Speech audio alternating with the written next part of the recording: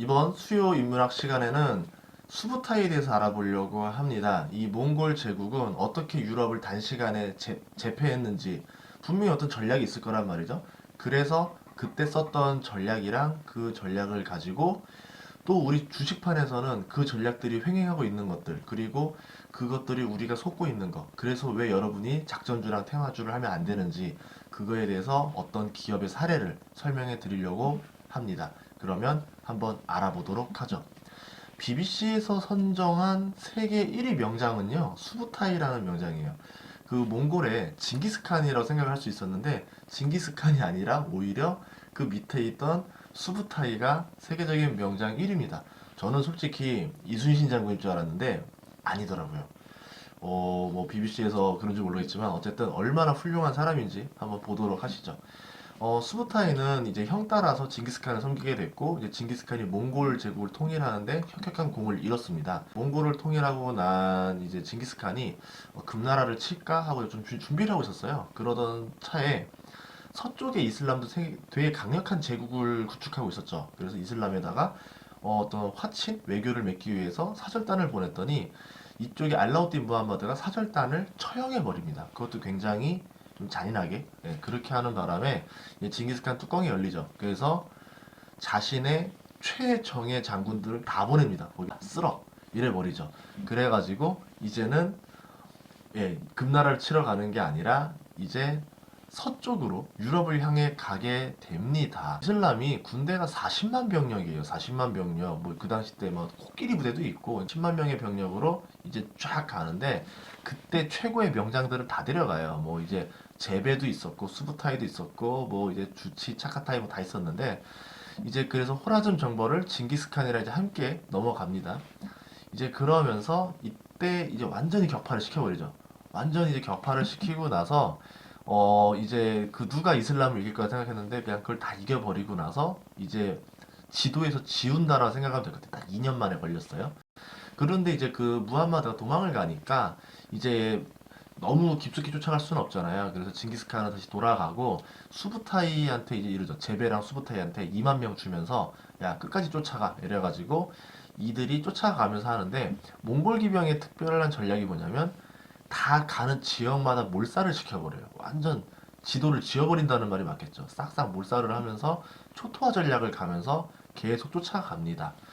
그렇게 이제 하다 보니까 사형을 시키고 그 다음에 어디냐면은 이란까지 간 거예요. 이란까지 가고 2만 명으로 이란 가고 이라크도 가고 그 위로 올라가다 보니까는 코카서스, 우리가 말하는 이제 조지아, 뭐 그루지아 거기까지 해서 쭉쭉 올라갑니다. 그러다 이제 투르크, 우리로 치면 터키도 이기고 뭐 그냥 계속 올라가는 거예요. 그러니까 거의 뭐 아시아의 서쪽 끝까지 완벽하게 지배를 해버린다 이렇게 보면 되겠죠. 그런 다음에 이제 그 유럽에 또 어느 나라랑 붙냐면은 이제는 러시아랑 붙으러 간 거예요. 그 조지아에서 위로 조금만 더 올라가면은 이제 러시아거든요. 그래서 러시아에서 키예프, 킵자크, 노브고로드 여기 연합군이 7만 있었는데 이 연합군을 상대한 거죠. 2만 명의 몽골 기병이, 그것도 저쪽 중국에서 몽골에서 넘어온 한참 넘어 몽골 2만의 기병이 유럽을 지키고 있던 7만 연합군을 그대로 박살을 내버리는 수준이 아니라 몰살을 시켜버립니다.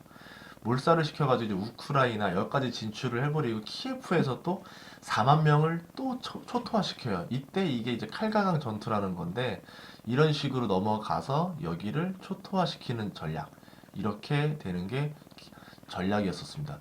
이제 이렇게 하고 나서 이제 러시아 남부를 지배하게 됐는데, 이제 그 다음에 이제 이러죠. 징기스칸이 갑자기 오라고 해요. 그래가지고 이제 잠시 유럽은 너희 잠깐 두고 봐라고 하고서 다시 돌아가게 되는 게 1차였었습니다. 그 다음은 뭐였냐면, 그 이유가 징기스칸이 이제 부른 이유도 있겠죠. 지금은 이 몽골에서는 가장 큰 적은 지금 베이징이라던가 이쪽을 장악하고 있는 금나라였어요. 그래서 이 금나라를 이제 완벽히 끝을 내기 위해서 했었던 건데, 금나라는 힘이 컸죠. 한 50만 명의 군사가 있었고 이제 몽골 같은 경우 10만 명이었으니까 싸웠지만 결과는 어떻게 됐다? 10만 명이 50만 명을 완전히 몰살시켜 버렸다. 또 신기했던 건 징기스칸의 전략을 알고 있었습니다. 금나라는 얘네들 자꾸 유인하잖아 라는 걸 알아서, 그리고 또 평지에서 싸우면 기병이 워낙 강력하니까 밀린다는 걸 알아서 이 산속이나 요새에 숨어가지고 했는데도 결국은 졌어요. 예, 이렇게 됐다라는 거였고, 자, 이제 완전히 이제 중국 쪽을 다 통일을 시키고 나니까 이제 뭐 하냐면은 다시 가는 거죠. 다시 서쪽으로 정벌을 나갑니다. 그때 이제 누가 있었냐면 총사령관이 바투라는 사람이 있었고 능력이 좀 없어요. 그 밑에 이제 수부타이가 부사령관으로 갔는데 결국 이 바투라는 총사령관이 똥을 잔뜩 싸가지고 신나게 막 병력을 까먹으면 수부타이가 어떻게 해서든 꾸역꾸역 해가지고 결국 이겨가지고 다 이겨놓습니다. 어디까지 이겼냐면요. 모스크바, 러시아를 완벽히 이겨버리고요. 이제 그 다음에 유럽들 그 밑에 있는 데가 어디였었냐면은 거기 뭐 그 당시 때 당대 유럽 최강이라 불렸던 어디 튜튼 기사단, 템플 기사단, 크로아티아 왕국 여기까지 이제 하고 신성 로마 제국의 연합 10만 명까지 몰살을 시켜버리면서 동유럽을 완전히 쓸어버리는 거죠. 이제 그러던 차에 갑자기 딱 이제 로마만 정복하면 이제 끝나는 거지. 신성 로마 제국에 거기였는데 1241년에 갑자기 연락이 옵니다. 그때 이제 칸이었던 오고타이 칸이 이제 사망하면서 와라 컴백 이렇게 하는 거죠. 그래가지고 어쩔 수 없이 돌아가요. 돌아가는데 그때가 그렇게 이제 그 유럽을 2차 정벌을 쓸어버리는데 걸렸던 시간이 1년.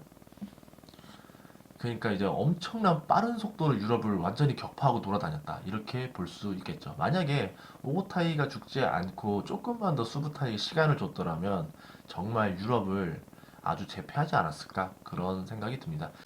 나중에 이제 칸을 물려받은 사람이 새로운 칸이 구유크 칸이라는 사람인데 이 사람에게 수부타이에게 한 번 더 하죠. 한 번만 더 유럽을 박살내주세요. 이랬더니 전하, 저는 이미 한쪽 눈을 잃었고 너무 많은 전투로 인해서 더 이상 말을 탈 힘도 없습니다. 그리고 천천히 좀 아파하다가 사망을 했죠. 사망했던 나이가 73세였었고요. 이 사람이 했던 이제 대규모 전투, 회전이라고 하는데 대규모 전투가 65번이었는데 단 한 번도 진 적이 없습니다. 엄청난 사람이죠. 그리고 이 사람이 정복한 나라만 32개의 나라였다더라. 그래서 BBC가 선정한 최고의 명장 1위가 수부타이였었습니다. 이 사람이 썼던 전략이 있어요. 망구다이 전략이라고 있는데 이 망구다이 전략에 대해서 우리는 한번 좀 공부를 해봐야 될 것 같습니다. 이 망구다이 전략이라는 건 뭐냐면 위장 후퇴술이죠.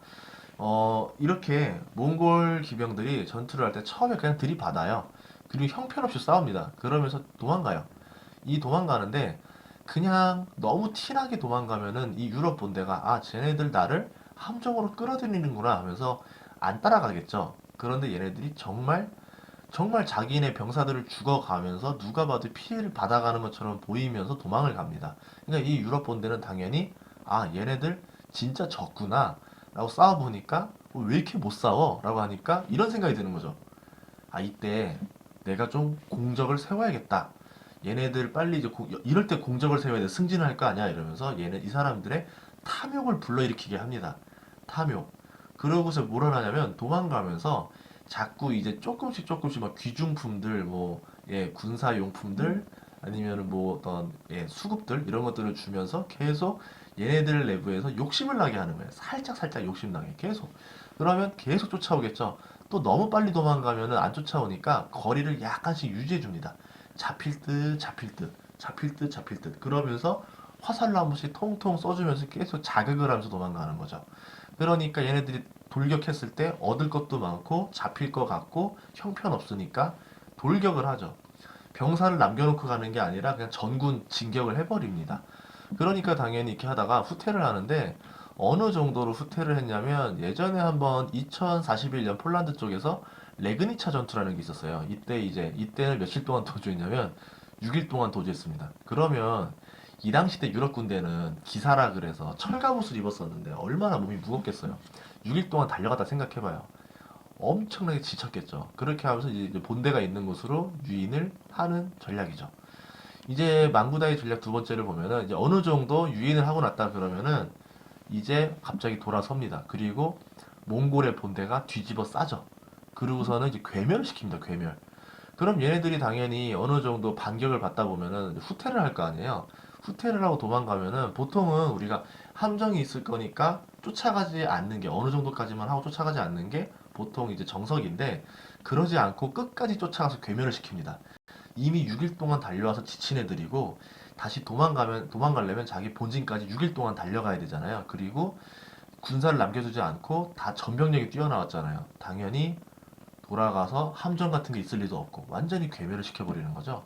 그러면 이 전략을 가지고 몽골 제국이 거의 존재하는 수부타이가 존재하는 기간 동안은 이 전략을 그렇게 사골 싼 듯이 우려먹었는데 계속 당하더라. 그래서 이겼습니다. 끝. 그게 수부타의 전략이에요. 그러면 왜 얘네들은 속고 또 속았을까? 당연히 이유가 있겠죠. 그 이유는 요거죠. 탐욕. 저 사람이 탐욕을 나게 하는 겁니다.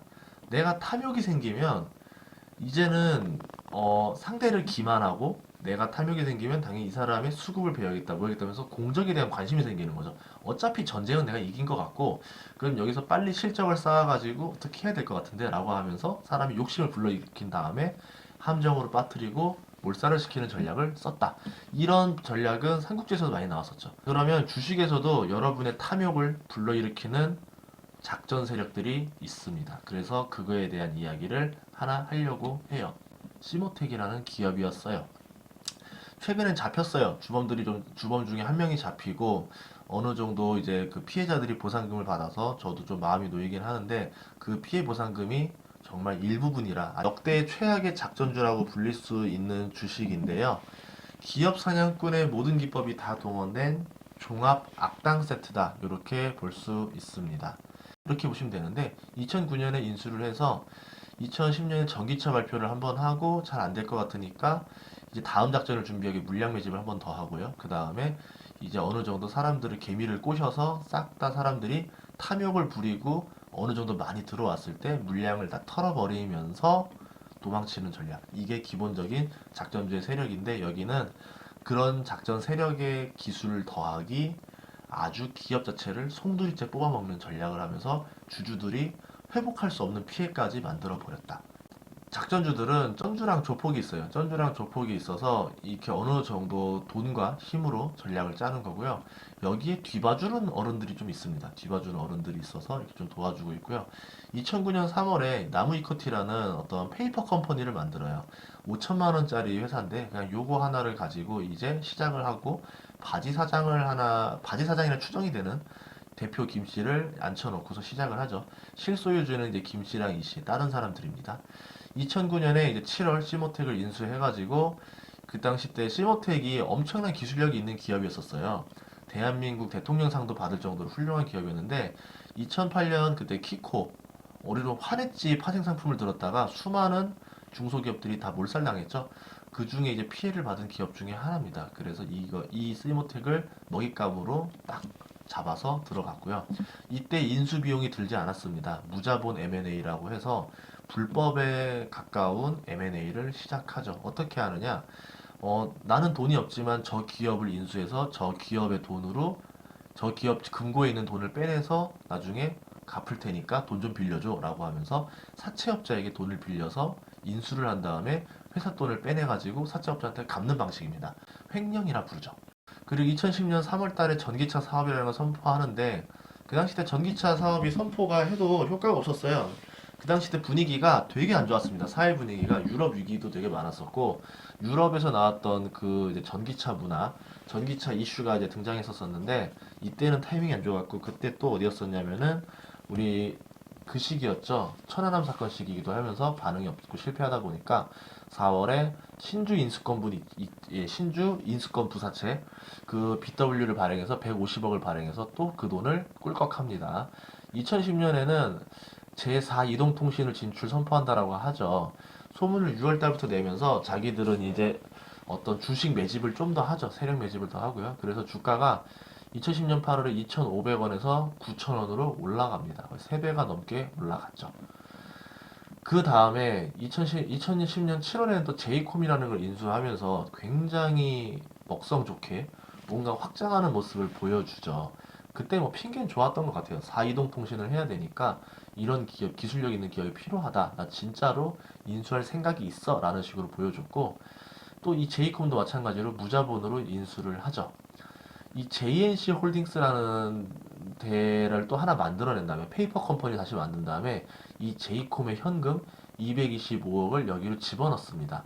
그리고 JNC 홀딩스의 돈은 다 사라집니다. 결국 자기들이 아마도 이 돈을 빼내서 사채업자에게 줬지 않았을까 이렇게 추측이 되고요.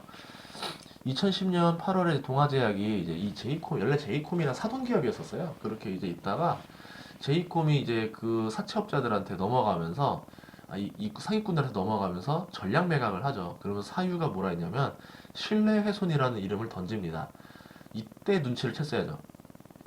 왜 이 기업이 신뢰훼손이라는 말로 힌트를 주면서 나머지 가지고 있던 지분을 전량 매각해 버렸을까 알았어야 되는데 이때 우리는 알지 못했습니다. 왜? 탐욕에 눈이 멀었거든.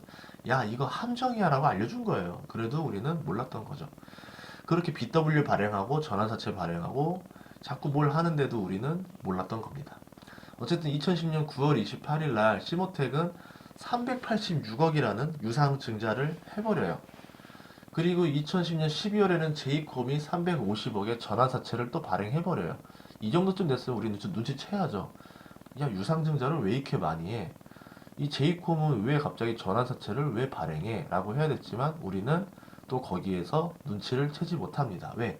진짜 4이동통신이 이뤄지는 줄 알고 거기에 탐욕의 눈에 멀었거든요.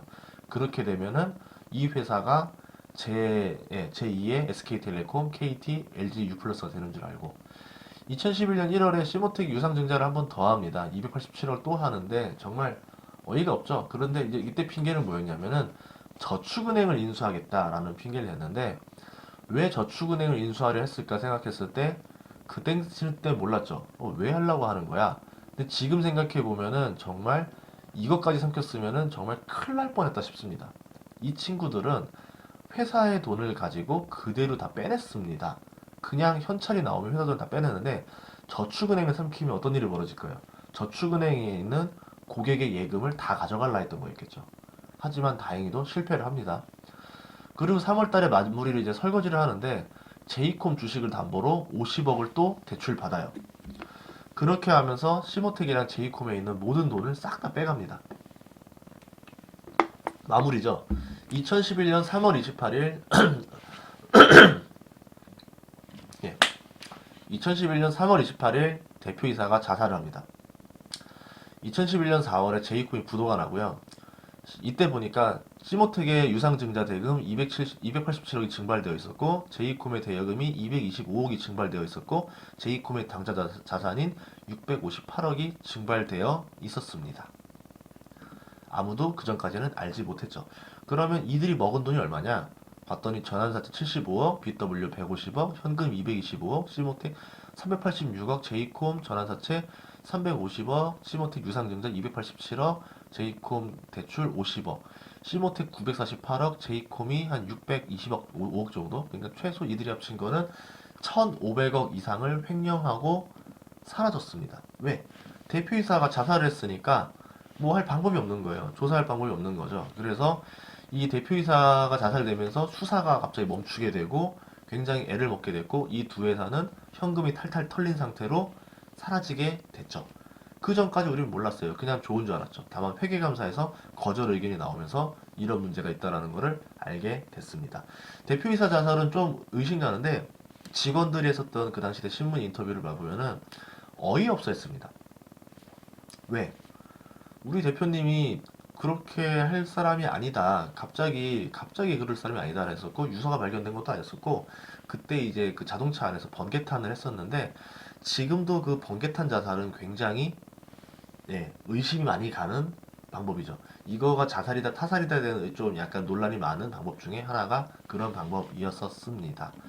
그렇게 됐었고요. 이 지배구조를 봤을 때 나무 이커티가 시모텍을 인수하고 시모텍가 DAP 홀딩스를 만들고 DAP 홀딩스가 제이콤을 먹고 제이콤이 JNC 홀딩스에 돈을 다시 주면서 결국 돈을 털고 가는 회전이 됐던 거죠. 결국 이 나무 이커티의 대표랑 시모텍의 대표였던 이 바지 사장 김 씨가 자살을 하면서 이 문제는 사라지는 형식으로 보였지만 결국 다시 범인이 잡혔다. 그래서 이렇게 나왔던 거였고요. 뭐 반대 주주 연합들이 많아지면서 막 많은 의견을 냈습니다. 대체 유상증자 왜 하는 거야? 야 하지 마. 그 돈 가지고 뭐 쓸라 그래? 니네 어디다 쓰는지 좀 출처 좀 밝혀봐봐. 말이 안 되는 것 같아라고 하면서 의심을 제기했던 신문 뉴스들이 굉장히 많았었어요. 하지만 그 투자자들 같은 경우는 제4 이동통신이라는 게 정말 될지도 모른다. 그게 되면은 정말 내가 대박이 날 수 있다라는 전리품에 눈이 멀어서 어떤 위험적인 시그널을 보내주는데도 거기에 대해서 빠져나오지 못했던 거죠. 뭐 물론 결정적인 거는 회계감사에서 결국 걸렸던 거지만 그 1년 안에 이들은 엄청난 돈을 해먹고 사라지는 바람처럼 사라져 버렸다. 이렇게 됐던 거였습니다. 제가 이 이야기 어떻게 하냐면은 제가 이 실화를 바탕으로 소설을 썼었어요. 제로테크라는 소설을 써가지고 여러분들 작전주, 테마주 하지 말라라는 그런 책을 썼었었는데 그 이후로도 이 책을 쓴 지가 거의 한 5년, 6년이 지났음에도 불구하고 아직도 수많은 작전주랑 테마주가 있고 그 사람들이 여러분에게 대박이 날 거라는 말로 탐욕의 눈이 멀게 하고 자꾸 이상한 수법으로 여러분들을 위험의 길로 빠뜨리려 하고 있습니다. 혹시라도 내가 가지고 있는 주식이 테마주다, 작전주다 그러면은 정말 조심하시길 바랍니다.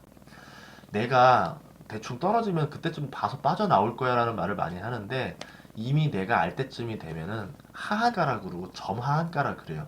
점하한가라는 건 뭐냐면 아침 9시부터 하한가가 시작돼서 장 종료 3시 반까지 하한가가 풀리지 않은 상태로 끝나는 겁니다. 한마디로 오늘 아무도 이 주식을 사주지 않았다. 그럼 내일이라고 해서 풀릴까요? 안 풀릴 수도 있어요. 내일조차도 또 하한가입니다. 그런 식으로 뭐 하한가 9방 맞은 주식들도 있고 뭐 역사적으로 27방의 하한가를 맞은 주식들도 있고요. 이 작전주가 해먹었다는 뉴스가 나오고 나면은 아무도 사주지 않겠죠. 이상으로 오늘의 수요 인문학이었습니다.